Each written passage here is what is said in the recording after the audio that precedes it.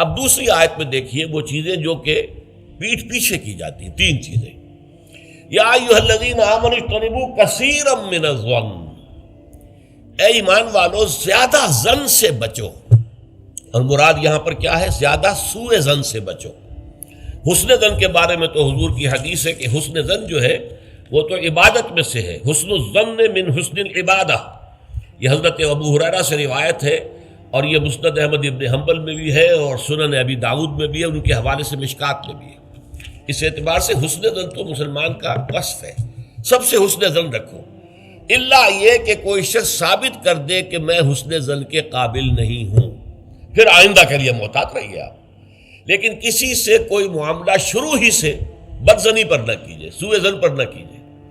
مجھ سے کہا تھا ایک صاحب نے جو یہاں اس وقت یہاں کا جو کونسلیٹ ہے، امریکن کونسلیٹ، اس میں پولیٹیکل سیکریٹری تھے، وہ میرے پاس آئے تھے خلافت کے بارے میں معلوم کرنے کے لیے کہ یہ خلافت کا آپ نام لے رہے ہیں، اس سے مراد کیا ہے. تو وہیں پھر گفتگو ہوئی کہ کانسٹیٹیوشنز کے اندر جو میکینزم رکھے جاتے ہیں، چیکس اینڈ بیلنسز، اس نے کہا ہم تو یہ سمجھتے ہیں، ہم نے اپنا دستور اس بنیاد پر بنایا ہے کہ ہر شخص چور ہے، ہر شخص بے ایمان ہے، اور ہمیں اس کا سد باب کرنا ہے. بڑے سے بڑا آدمی ہو، بڑا نیک ہو، ایماندار ہو، اس کے بے ایمان ہونے میں دیر نہیں لگتی. لہذا ہم نے تو اپنا دستور بنایا ہے کہ ہر جگہ پر چیکس ہوں، بیلنسز ہوں، اور کہیں بھی اختیار جو ہے اتنا نہ ہو جائے کہ کوئی شخص اگر بگڑ جائے تو اس کے ہاتھوں جو ہے وہ قوم کی اور ملک کی اور پوری ریاست کی مٹی پلید ہو جائے. یہ اسلامی اصول نہیں ہے. اسلامی اصول یہ ہے ابتداءً آپ کا معاملہ کسی سے بھی ہو حسن ظن کی بنیاد پر ہوگا، لیکن یہ کہ اگر اس نے آپ کے حسن ظن کو زخم پہنچائی، ٹھیس پہنچائی، ثابت کر دیا کہ میں حسن ظن کے قابل نہیں ہوں، تو اب آپ سوء ظن معاملہ کر سکتے ہیں. الحزم فی سوء الظن، یہ کہاوت ہے. احتیاط اسی میں ہے کہ سوء ظن سے کام لیا جائے، اس لیے کہ آدمی بچنا چاہتا ہے، لیکن جیسا کہ میں نے عرض کیا ابتدا کرنا سوء ظن سے یہ اسلام میں پسندیدہ نہیں ہے. لیکن یہاں دیکھیے فرمایا اجتنبوا کثیرا من الظن، زیادہ ظن سے بچو، ورنہ اس لیے کہ ظاہر بات ہے کہ ظن سے بالکل چھٹکارا تو ممکن نہیں ہے. پچھلی نشست میں ایک صاحب نے سوال کیا تھا کہ شک میں اور ظن میں کیا فرق ہے. شک یہی ہے کہ ایک انسان کے بارے میں انسان سوچے کہ کہیں یہ کام نہ کر بیٹھے، میں اعتماد تو کر رہا ہوں، کہیں یہ میرے اس اعتماد کو ٹھیس نہ پہنچائے. اور سوء ظن جو ہے وہ یہ ہے کہ انسان جو ہے بغیر کسی اسباب کے، بغیر کسی عوامل کے، کوئی سرکمسٹانشل ایویڈنس نہیں ہے اور خواہ کسی کے بارے میں برا ظن قائم کر کے بیٹھ جائے. وہ گویا کہ فیصلہ ہوتا ہے. سوء ظن جو ہے وہ فیصلہ ہو جاتا ہے کہ مجھے اس شخص کے ساتھ معاملہ سوء ظن کے ساتھ کرنا ہے، یہ نہیں. البتہ شک کا پیدا ہو جانا یہ کوئی بری بات نہیں ہے، انسان ذرا سا احتیاط کا پہلو مربوط رکھ لے. تو فرمایا یا ایھا الذین آمنوا اجتنبوا کثیرا من الظن ان بعض الظن اثم، یقیناً بہت سے ظن گناہ کے درجے میں آ جاتے ہیں. آپ نے ایک شخص کے بارے میں رائے قائم کر لی، یہ برا آدمی ہے، یہ غلط آدمی ہے، یہ تو میرے درپے ہے، میرا دشمن ہی ہے، میری جڑ کاٹتا ہی رہتا ہے، حالانکہ ایسا نہیں ہے. نتیجہ کیا ہوگا؟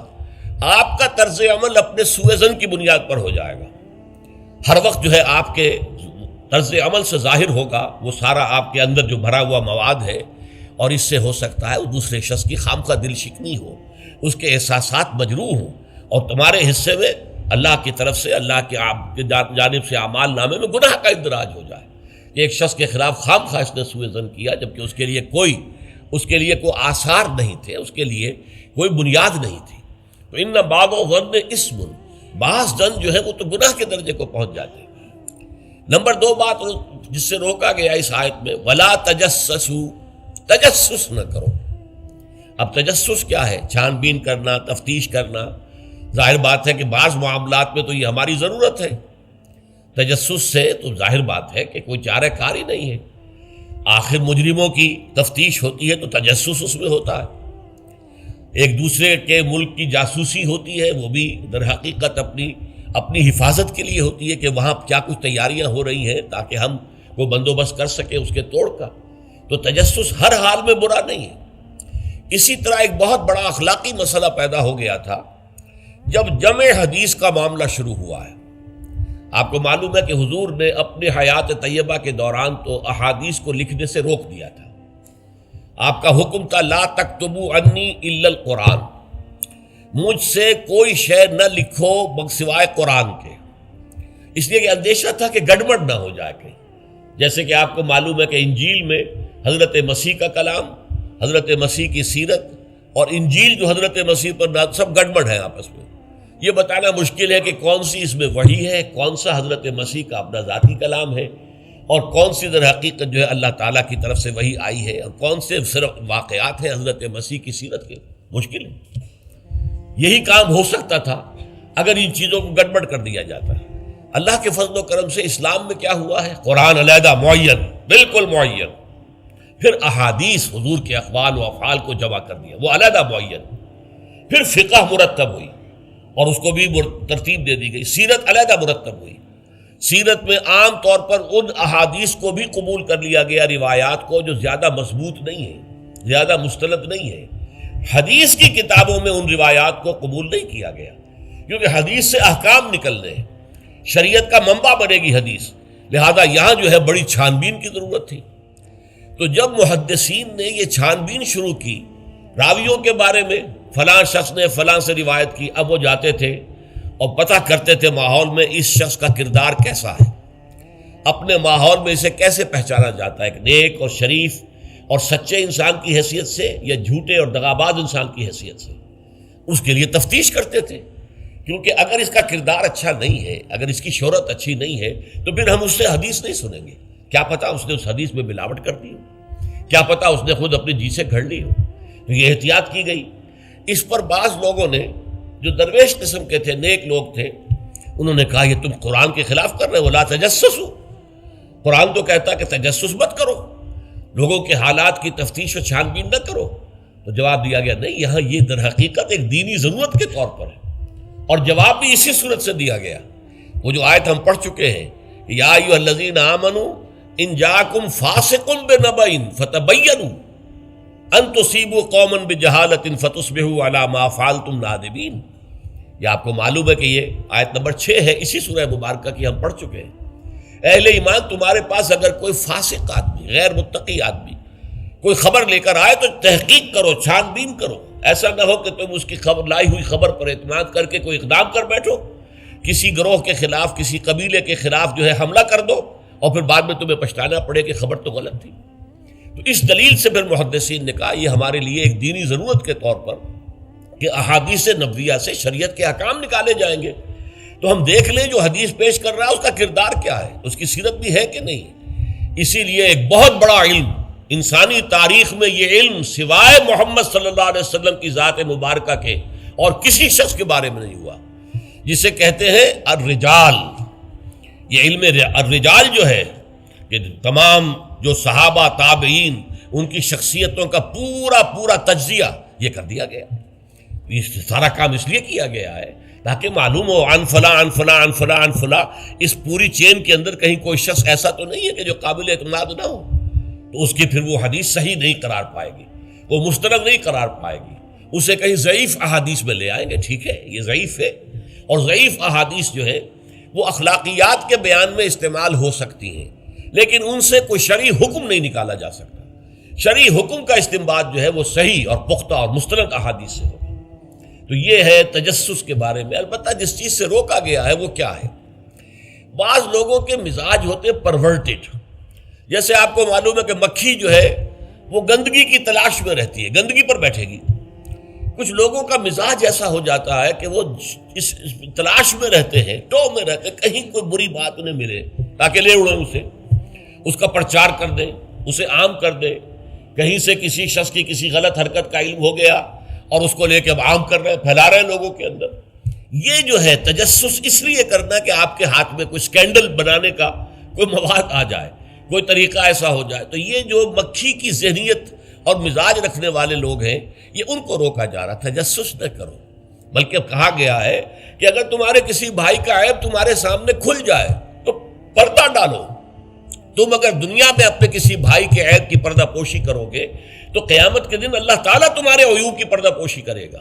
اور اگر تم دنیا میں اپنے بھائیوں کی پردہ دری کرو گے تو اللہ تعالیٰ تمہیں رسوا کرے گا تمام لوگوں کے سامنے قیامت کے دن.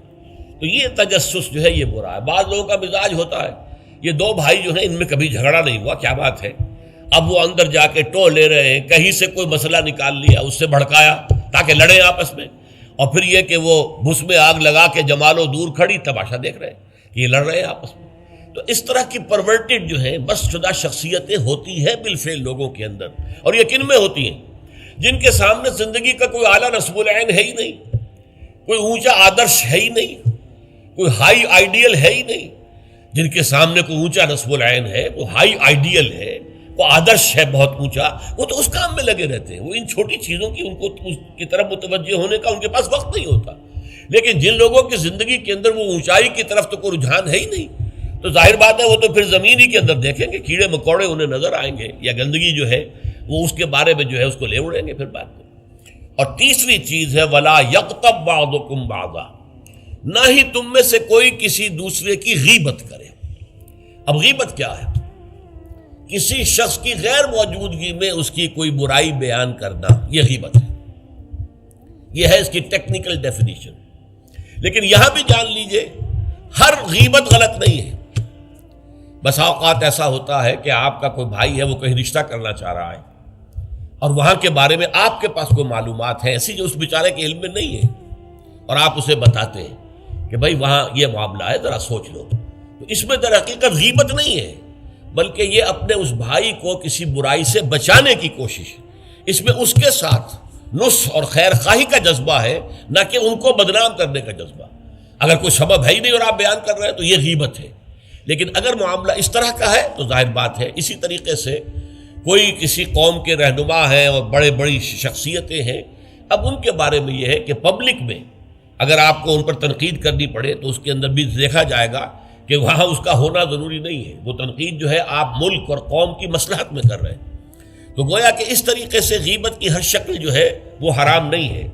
البتہ ایک خیال لوگوں کو بڑا غلط ہے، وہ میں ایک حدیث کے حوالے سے اس کا اطالہ کر دینا چاہتا ہوں۔ یہ حضور سے سوال کیا گیا کہ پوچھا گیا کہ غیبت کیا ہے۔ یہ حدیث ہے، مسلم شریف میں بھی ہے، ابو داؤد میں بھی ہے، ترمذی میں ہے، نسائی میں ہے، یہ حضرت ابو ہریرہ رضی اللہ تعالی عنہ سے۔ اور امام مالک نے ایسی ایک حدیث جو ہے موطا میں مطلب بن عبداللہ سے جو ہے روایت کی ہے۔ حضور سے پوچھا گیا کہ غیبت کیا ہے، آپ نے فرمایا ذکرو کا اخاک بما یکرہ، تمہارا اپنے بھائی کا تذکرہ کرنا کسی ایسے اعتبار سے جو اسے ناپسند ہو۔ اگر اس کے سامنے کرو گے اسے ناپسند ہوگا، اس کے علم میں آئے گا کہ میرے بارے میں یہ بات کہی گئی ہے تو اسے ناپسند ہوگی۔ ایسی بات کا اس کی غیر موجودگی میں بیان کرنا۔ اب قیلا کہا گیا، سوال کیا گیا، افرأیتا کہ حضور آپ ذرا غور کیجئے، ان کان فی اخی ما اقول، اگر میرے بھائی میں وہ شے واقعتاً موجود ہے جو میں کہہ رہا ہوں تو کیا اس صورت میں بھی غیبت ہوگی؟ قال، فرمایا حضور نے، غور سے سنیے، ان کان فیہ ما تقول فقد اغتبت ہو، اگر تو اس میں وہ برائی ہے جو تم کہہ رہے تو تم نے غیبت کی، وَإِن لَمْ يَكُنْ فِيهِ، اور اگر نہیں ہے اس میں وہ شے اور تم پھر بھی کہہ رہے ہو ما تقول فقد بہتہ، تو تم نے اس پر بہتان لگایا ہے، یہ تو دوہرا جرم ہو گیا۔ اس میں کوئی خرابی نہیں ہے، برائی نہیں ہے اور آپ بیان کر رہے ہیں تو یہ تو بہتان ہے۔ البتہ کسی میں کوئی برائی ہے، خرابی ہے، نقص ہے تو یہ در حقیقت جو ہے آپ کا اس کی غیر موجودگی میں بیان کرنا یہ غیبت ہے۔ تو اس اعتبار سے غیبت کی جو برائی ہے اس کو اچھی طرح سمجھ لیجئے، اور یہ ہمارے معاشرے کے اندر بہت پھیلی ہوئی ہے یہ شے، بلکہ یہ کہا جاتا ہے اور صحیح کہا جاتا ہے کہ وہ کئی کورسز کا ڈنر ہونے کے بعد جو ہے پھر جب گفتگویں ہوتی ہیں تو معلوم ہوتا ہے کہ سب سے زیادہ لذیذ ڈش جو ہے وہ ایک دوسرے کی غیبت ہے۔ اور ہوتا کیا ہے، شادی کا کہیں پر مجمع لگا ہوا ہے اور جو ہے وہ ابھی بارات نہیں آئی ہے یا کوئی اور مسئلہ ہے، بیٹھے ہوئے ہیں، تو جب 3 آدمی بیٹھے ہوں گے تو کسی اور کی غیبت کریں گے، اور جب ان میں سے ایک اٹھ کے چلا جائے گا تو اب یہ دونوں اس کی غیبت کریں گے۔ یہ ہمارے معاشرے کا عام رخ ہے، یہ ہمارا جو ہے یہ گویا کہ سب سے زیادہ ڈیلیشس ڈش جو ہے وہ غیبت ہے۔ تو اس کے لیے شدت کے ساتھ روکا گیا، اور اس کے لیے جو پھر تمثیل دی گئی ہے، اَيُحِبُّ أَحَدُكُم مَّن يَأْكُلَ لَحْمَ أَخِيهِ مَيْتًا فَكَرِهْتُمُوهُ، کیا تم میں سے کوئی شخص اسے پسند کرے گا کہ وہ اپنے مردہ بھائی کا گوشت کھائے؟ تو اس پر تو تمہیں گھن آ گئی، تمہیں بہت برا لگا۔ کوئی شخص گوارا کرے گا کہ اپنے مردہ بھائی کا گوشت کھائے؟ لیکن سوچئے کہ ایسی تمثیل کیوں دی گئی؟ یہ اللہ کا کلام ہے بغیر کسی ربط کے، تمثیل اور تشبیہ جو ہوتی ہے کسی ربط کی بنیاد پر ہوتی ہے نا، ورنہ تشبیہ اور تمثیل کا فائدہ کیا ہوا؟ ربط کیا ہے؟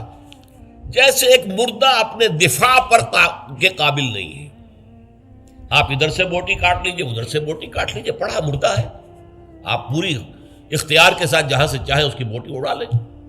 اگر وہ زندہ ہو تو وہ ہاتھ لگانے دے گا آپ کو جسم کے اپنے کسی حصے پر۔ بعین ہی یہ معاملہ ہے، آپ کا بھائی موجود نہیں ہے اور آپ اس کی عزت پر حملہ کر رہے ہیں، مانوی شخصیت پر حملہ ہے۔ اس جسم کی نسبت مانوی شخصیت زیادہ قیمتی ہے، زیادہ اہم ہے۔ آپ اس کی مانوی شخصیت پر، اس کی عزت پر حملہ کر رہے ہیں اور وہ قادر نہیں ہے دفاع کرنے پر۔ اگر وہ ہوتا اور بات کرتے، اور یہ چیز پسندیدہ ہے، اگر آپ پبلک کے اندر اس کے منہ پر کہیے بات تو معلوم ہوگا، بلکہ اس میں جو پسندیدہ ترین بات ہے وہ یہ ہے کہ کسی بھائی کا کوئی عیب ہے، علیحدگی میں جا کر بتاؤ، بھائی تمہارے اندر مجھے یہ نقص نظر آ رہا ہے، برا نہ ماننا، میں نے تمہاری اصلاح کے لیے کہا ہے، مجھے تم سے کوئی قد نہیں ہے، دشمنی نہیں ہے۔ یہ نہایت پسندیدہ بات ہے۔ اس کو کہا گیا المسلم و مرۃ المسلم، ایک مسلمان دوسرے مسلمان کے لیے آئینے کے مانند ہے۔ جیسے آپ آئینہ دیکھتے دیکھتے رہے، یہاں کوئی داغ لگا ہوا، دھبا لگا ہوا، آپ اسے دھو دیتے ہیں، ہٹا دیتے ہیں۔ اسی طریقے سے ایک مسلمان کو اپنے مسلمان بھائی کے لیے آئینے کے مانند ہونا چاہیے کہ وہ اسے اس کی خرابیوں پر، اس کی برائیوں پر مطلع کر دے، لیکن یہ اطلاع جو ہے یہ ہوگی خلوص کی بنیاد پر، خیر خواہی کی بنیاد پر، اسے ذلیل کرنے کے لیے نہیں، اسے بدنام کرنے کے لیے نہیں، بلکہ یہ کہ اس کے سامنے علیحدگی میں، تنہائی میں بات کی جا رہی ہے۔ البتہ اس کی غیر موجودگی میں بات کی جائے وہ غیبت ہے، اور وہ بالکل صحیح تمثیل ہے جو قرآن نے استعمال کی ہے، صحیح ترین تمثیل ہے۔ اَيُحِبُّ أَحَدُكُمْ أَن يَأْكُلَ لَحْمَ أَخِيهِ مَيْتًا فَكَرِهْتُمُوهُ، کیا تم میں سے کوئی شخص پسند کرے گا اپنے مردہ بھائی کا گوشت کھائے؟